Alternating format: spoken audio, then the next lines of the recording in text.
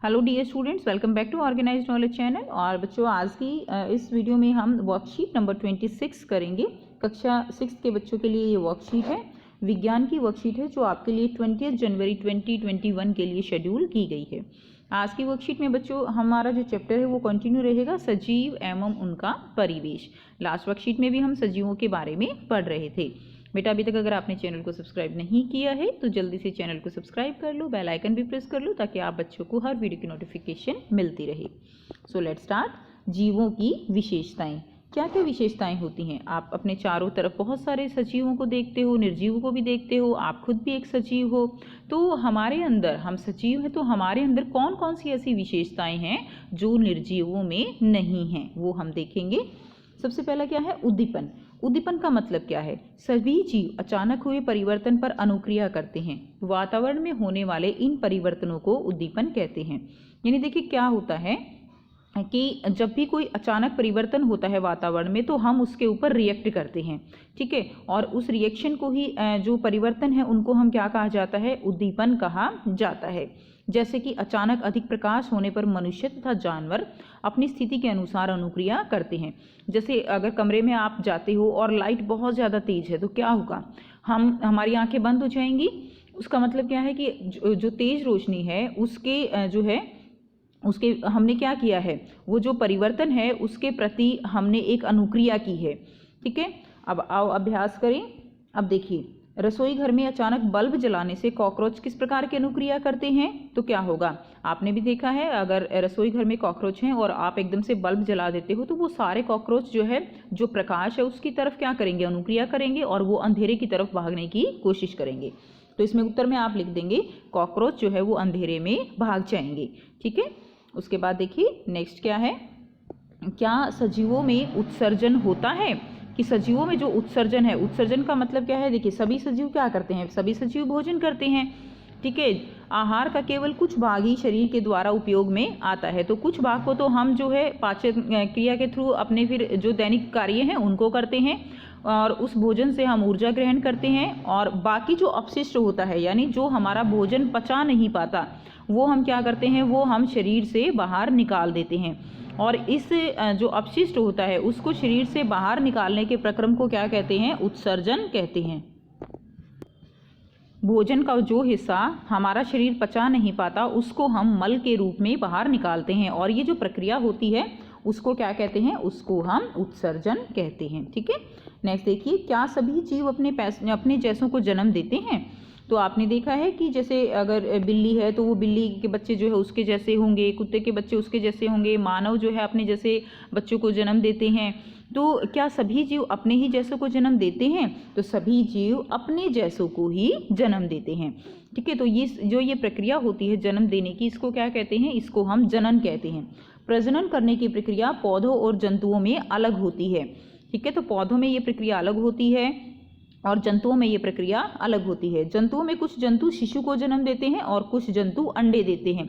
तो कुछ जंतु होंगे जो जैसे जो है शिशु को ही जन्म देते हैं, जैसे मानव में होता है, और कुछ जो जंतु होते हैं वो अंडे देते हैं, ठीक। और कुछ जो अब देखिए, कुछ जैसे चिड़िया है, चिड़िया क्या देती है? चिड़िया अंडे देती है।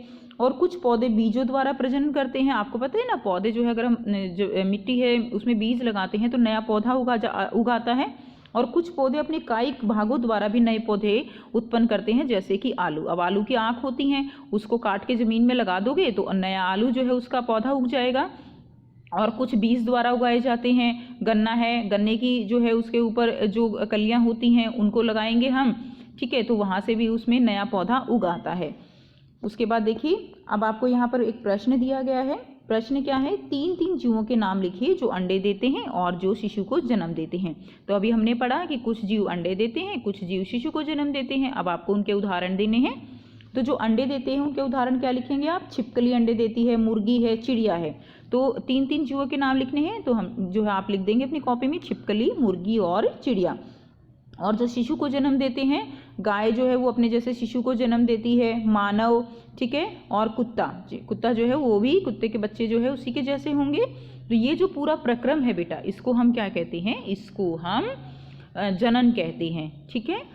उसके बाद देखिए नेक्स्ट दिया गया है प्रश्न आपको, इसमें उसके बाद यहाँ पर ये जो है पॉइंट हम करेंगे, क्या गति क्या सभी सजीवों के द्वारा की जाती है। तो गति देखिए, अब जैसे कि हम जो है एक जगह से दूसरी जगह पर चलकर जाते हैं तो ये क्या कहलाती है, ये गति कहलाती है। अधिकतर जीव एक स्थान से दूसरे स्थान पर गति करते हैं। पौधे सामान्यतः जमीन से जकड़े रहते हैं। पौधे तो गति नहीं करते, वो जमीन से जकड़े रहते हैं, इसलिए वह गति नहीं करते। उसकी जड़ें जो है मिट्टी को पकड़े हुए होती हैं। परंतु विभिन्न पदार्थ जैसे जल और खनिज एक भाग से दूसरे से संवेदित होते हैं। यानी पौधे में जब आप पानी जड़ों में देते हो तो जल क्या होता है, जल जो है वो जड़ों से पूरे पौधे के हर एक भाग तक ही पहुंचता है, और जो खनिज लवण होते हैं वो भी जड़ों से जो है हर एक पौधे के हर एक भाग तक ही पहुंच जाते हैं। ठीक है, तो ये क्या होता है, जल और खनिज का क्या होता है, संवहन होता है, यानी उसमें गति होती है एक भाग से दूसरे भाग में। अब प्रश्न दिया गया है कि कार या बस गति करती हैं, इन वस्तुओं को सजीव या निर्जीव कहेंगे और क्या कहेंगे आप और क्यों कहेंगे। तो देखिए क्या होता है, अब कार या बस गति तो करती हैं, ठीक है ना, तो कार या बस गति करती हैं, लेकिन उनको सजीव कहोगे या निर्जीव कहोगे। अब वो गति तो करती है लेकिन वो ना तो सांस लेती है, ना उत्सर्जन होता है, ना जनन होता है, तो केवल गति करने से हम चीज़ों को सजीव नहीं कह सकते। अब पौधे हैं, पौधे गति नहीं करते लेकिन फिर भी सजीव हैं, क्योंकि उनमें उत्सर्जन होता है, उनमें जो है जनन होता है, वो सांस भी लेते हैं, तो उनको हम सजीव कहेंगे। ठीक है, तो कार या बस को हम क्या कहेंगे, निर्जीव कहेंगे। तो आइए इसका जो आंसर है वो लिख लेते हैं। सो यहाँ से आप इसका आंसर लिखेंगे, कार या बस को हम निर्जीव कहेंगे क्योंकि यह गति तो करती है लेकिन सांस नहीं लेती और इसमें जनन नहीं होता। ठीक है, तो इसलिए हम इसको क्या कहेंगे, इसको हम निर्जीव कहेंगे। तो ये थी बच्चों आपकी आज की साइंस की वर्कशीट। आई होप बेटा आपको वर्कशीट क्लियर है। कोई भी डाउट है तो आप कमेंट सेक्शन में कमेंट करके पूछ सकते हो। अगर वीडियो अच्छी लगी तो लाइक शेयर जरूर कर लीजिए, चैनल को सब्सक्राइब भी कर लीजिए। And thanks for watching, have a nice day.